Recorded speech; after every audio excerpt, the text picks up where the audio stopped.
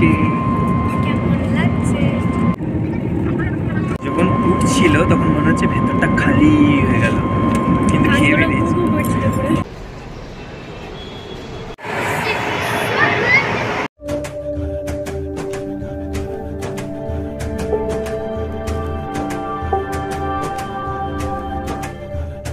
আমি Jibon, welcome to my channel village boy, যেটিতে আপনাদের আরও একবার স্বাগত জানাই। বন্ধুরা, আজ আমরা ট্রিপ করবো ব্যাঙ্গালোর টু দমদম।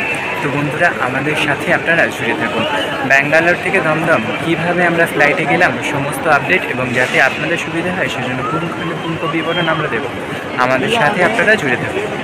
আমাদের ব্যাঙ্গালোর থেকে ফেরার পালা। সকাল সকাল উঠে যেটুকু প্যাকিং বাকি ছিল সেই প্যাকিংটুকু আমরা সেরে নিলাম তাড়াতাড়ি, কারণ দুপুরবেলা 2:15 ফ্লাইটে আমরা ফিরব কলকাতা। তাই আমরা চট জলদি আমাদের প্যাকিং সারলাম। এরপর দুপুর 12টা আমাদের প্যাকিং কমপ্লিট হয়ে গেছে। ট্রলিগুলোকে রুমের বাইরে নিয়ে চলে এসেছি। আমাদের ক্যাব বুক করাও হয়ে গেছে, ক্যাব চলে এসেছে। তাই আমরা আর দেরি না করে আমাদের ট্রলিগুলোকে ধীরে ধীরে একের পর এক ক্যাবের মধ্যে ঢুকিয়ে নিলাম, এবং শেষ বেলায় বেঙ্গালুরু মারুতিনগরকে আমরা বাই বললাম, সেই ফিরে দেখা মারুতিনগর। এরপর আমাদের গাড়ি চলতে শুরু করলো। আমরা রওনা দিলাম চটজলদি এয়ারপোর্টের উদ্দেশ্যে।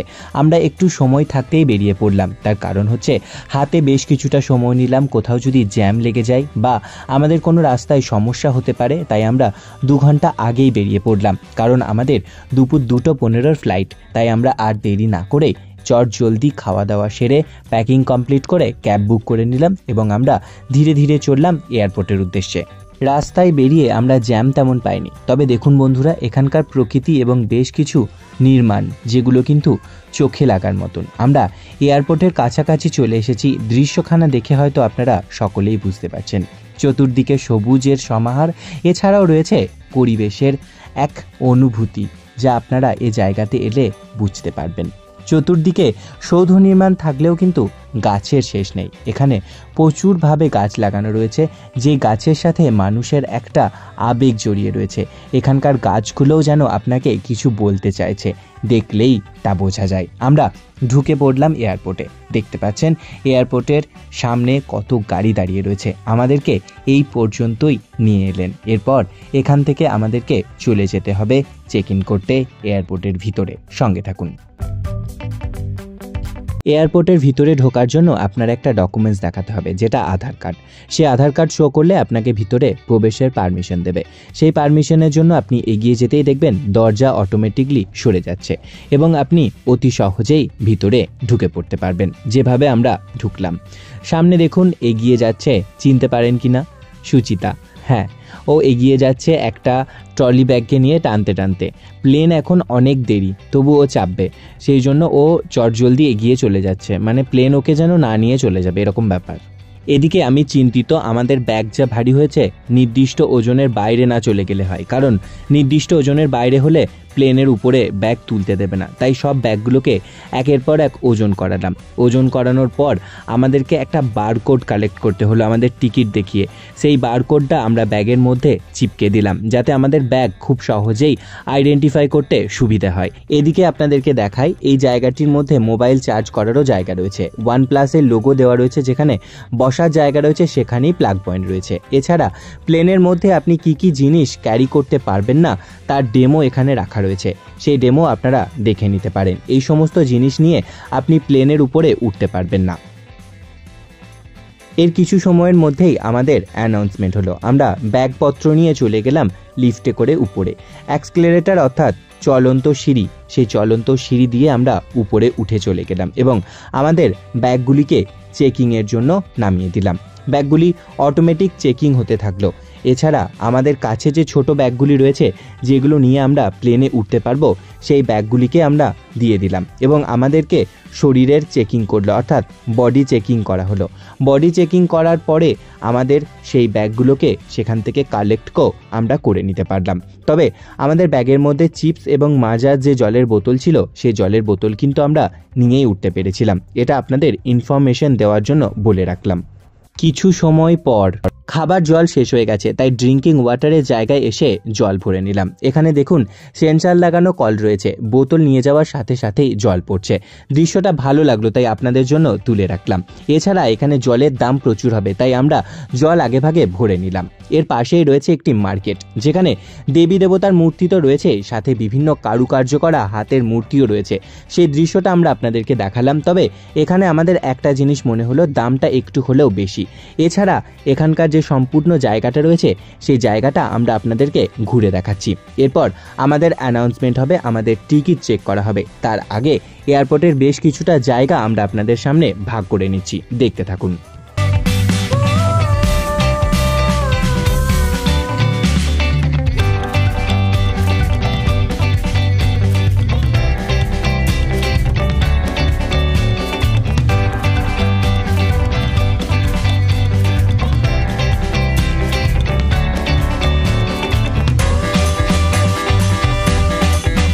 কিছু সময় পর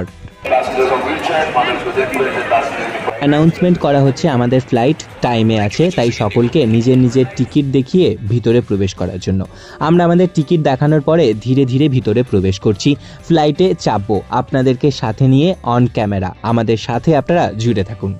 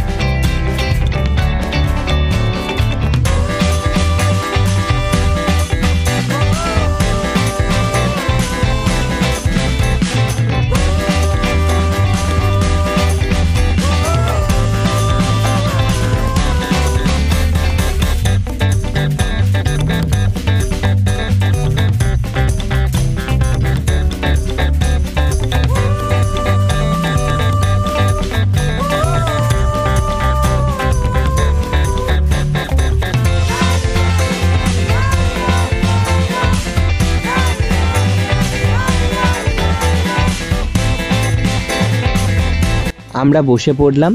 আমরা নিজেদের সিট খুঁজে পেয়ে গেছি। এদিকে আমি বসেছি আর অপোজিটে রয়েছে সুচিতা। সুচিতাকেও দেখাই, এদিকে রয়েছে সুচিতা। দুজন মিলে পাশাপাশি বসে পড়েছি। তবে সিট কিভাবে খুঁজলাম দেখুন।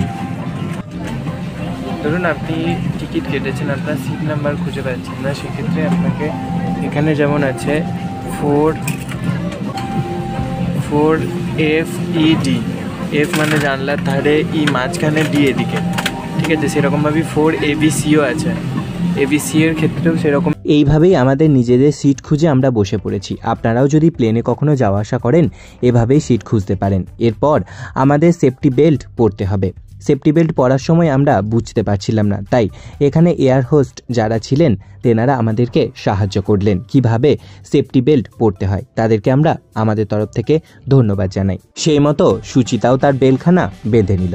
এরপর প্লেন রওনা দেবে, তাই সকলে লাইটগুলো ঠিক করে নিচ্ছে যেভাবে গাইডলাইন্স দেওয়া হলো। এরপর দেখুন আমাদের প্লেন ধীরে ধীরে ব্যাঙ্গালোর টু কলকাতা যাওয়ার জন্য প্রস্তুত হচ্ছে। সেই দৃশ্যটা আমরা আপনাদের সাথে ভাগ করে নিচ্ছি, সঙ্গে থাকুন।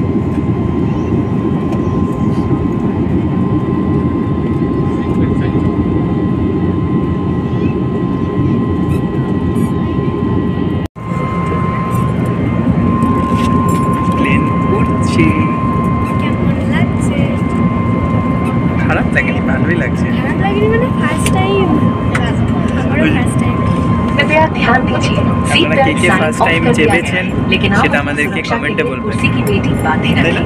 धन्यवाद। কে কে ফার্স্ট টাইম Your চেপেছেন attention, please. The আর seat যারা belt চাপেননি sign has been turned তারা off. আমাদের However, এই we recommend সম্পূর্ণ keeping the guidelines seat belt follow করবেন, fastened for your তাহলেই safety. আপনারা Thank you. খুব সহজেই চলে আসতে नमस्कार, পারবেন। हमारी 6E सेवा जल्द ही शुरू। যখন উঠছিল তখন মনে হচ্ছে ভেতরটা খালি হয়ে গেল, কিন্তু খেয়ে বেরিয়েছি। তাও জল খাই না, কিছু জল খেতাম না, পেট অব্দি পৌঁছচ্ছে।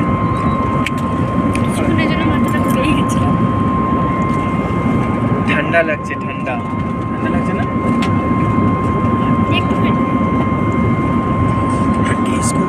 ইয়ে করো না, কিন্তু মাফলা নিয়ে আসুন, এটা লাগিয়ে না।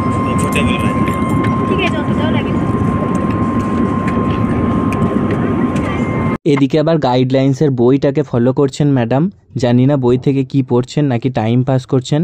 আমার এদিকে খিদে পেয়েছে, ওনারও খিদে পেয়েছে, তবু মুখে বলবেন না, আমিই বার করি। এর মধ্যে খিদেও পেয়ে গেছে, স্ন্যাক্সের প্যাকেট ছিল একটা, এটাই বের করে খাবে। খাবো কিন্তু পেট ভরবে না, চোখের খিদে। ওর তো চোখের খিদে। তো বই না, একটাই খাবো। দেখুন এদিকে হাতে কুরকুরে ধরে বসে আছি, আর এদিকে হাই বাজেটের খাবার বিলি হচ্ছে। আমার হাতে এদিকে কুরকুরে খাবো না বাবা, ওই 500 টাকার কুরকুরের থেকে আমার 5 টাকার কুরকুরেই ভালো। এদিকে ম্যাম একটা বিস্কুট বার করেছে, দেখি দেয় নাকি। বিস্কুট না সোনপাপড়ি মনে হচ্ছে। সোনপাপড়ি পাওয়া যাবে গো? এই যে প্যাকেট খুলছে, তার মানে সোনপাপড়ি খাবো এবার আমরা বসে বসে। সোনপাপড়ি খাই। 30 মিনিট পর সবাই দেখছি গাইডলাইন্সের বই পড়ছে, আমার সামনেও রয়েছে, আমিও একটু খুলে দেখি কি লেখা রয়েছে আর আপনাদেরকেও দেখাই। এখানে ইন্ডিগোর যে গাইডলাইন্স রয়েছে, কি করতে হবে না করতে হবে, গাইডলাইন্সের বইটা সিটের সামনেই রাখা ছিল একটা কভারের মধ্যে। খুললাম, খুলে দেখলাম তো প্লেনের মধ্যে কি করা উচিত, কখন কি করবে, এই সমস্ত কিছু পরামর্শ রয়েছে। আপনাদেরকে দেখাই, দেখুন জুম করে। দেখুন এদিকে সমস্ত বিস্তারিত লেখা রয়েছে, সমস্ত কিছু। প্লেনের মধ্যে বেল পড়তে হবে, কি কি জিনিস নিয়ে আসা উচিত, কি করা উচিত, কখন কোন সময় কোন পরিস্থিতিতে কি করবেন, সব কিছু এই বইটার গাইডলাইন্সে লেখা রয়েছে। এছাড়া আমরা বই তো দেখালাম, এবার আকাশটা দেখাই। নিচে থেকে উপরে আকাশকে দেখতে একরকম লাগে, কিন্তু বর্তমানে আমরা ফ্লাইটে রয়েছি। ফ্লাইটের ভিতর থেকে আকাশকে কীরকম লাগে সেটা তো আপনাদেরকে আর বলতে হবে না, আপনারা সরাসরি দেখতে পাচ্ছেন। এবং নিচে যে বাড়িঘরগুলো রয়েছে সেগুলোকে দেখুন, ছোট্ট ছোট্ট দেখতে লাগছে, সেটাও আপনারা দেখতে পাচ্ছেন। যত উপরে উঠছি তত এখানে থেকে ধোঁয়া বেরোচ্ছে, অর্থাৎ ঠান্ডা হয়ে যাচ্ছে। আমরা যত আকাশের উপরে উঠছি আমাদের ভিতরের তাপমাত্রা মনে হচ্ছে যেন ততই কমে আসছে, ঠান্ডা ঠান্ডা লাগছে, বেশ মজাদার অনুভূতি। দেখুন বাড়িঘরগুলোকে আমরা দেখাচ্ছি, আমরা এবার ল্যান্ড করব, তাই বাড়িঘরগুলোকে আমরা তাড়াতাড়ির মধ্যে আপনাদেরকে দেখিয়ে দিচ্ছি। আমরা ক্লিপগুলো যেগুলো নিয়ে রেখেছি দেখতে থাকুন।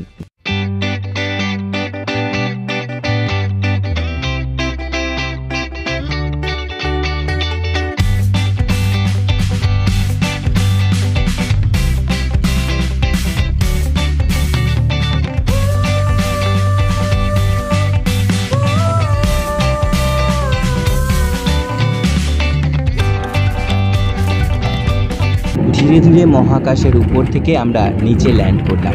আপনারা দেখতে পাচ্ছেন ধীরে ধীরে প্লেন এগিয়ে যাচ্ছে তার গন্তব্যের দিকে, অর্থাৎ এয়ারপোর্টের দিকে। আমাদের এবার নামার সময় হয়ে এসেছে। আপনারা দেখতে পাচ্ছেন সম্পূর্ণ জায়গাটা আপনাদেরকে দেখাচ্ছি। তবে ভিতরের পরিবেশটা কিছুটা আলাদা। দেখুন প্লেন উপরে ছিল তখন ধোঁয়া উঠছিল, আপনাদেরকে দেখিয়েছি এসির।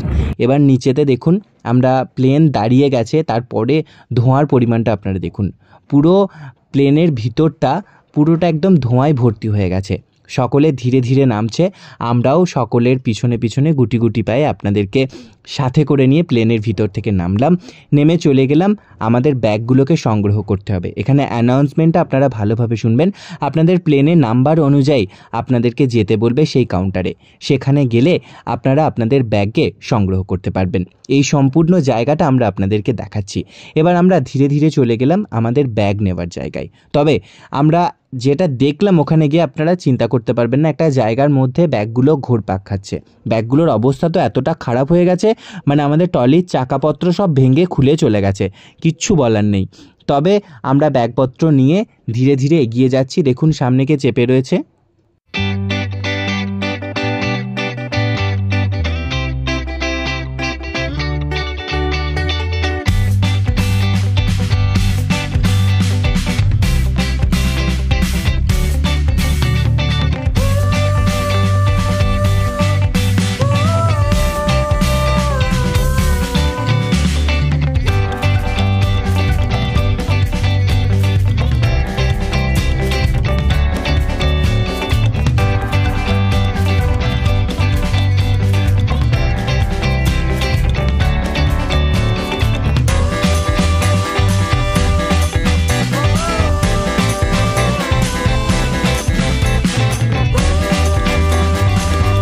কিছু সময় পর আমরা প্লেন থেকে নেমে এয়ারপোর্ট থেকে ব্যাগ সংগ্রহ করে চটজলদি ওখান থেকে বেরিয়ে গেলাম। তবে আমাদের গাড়ি আর আসে না, আমরা অপেক্ষারত।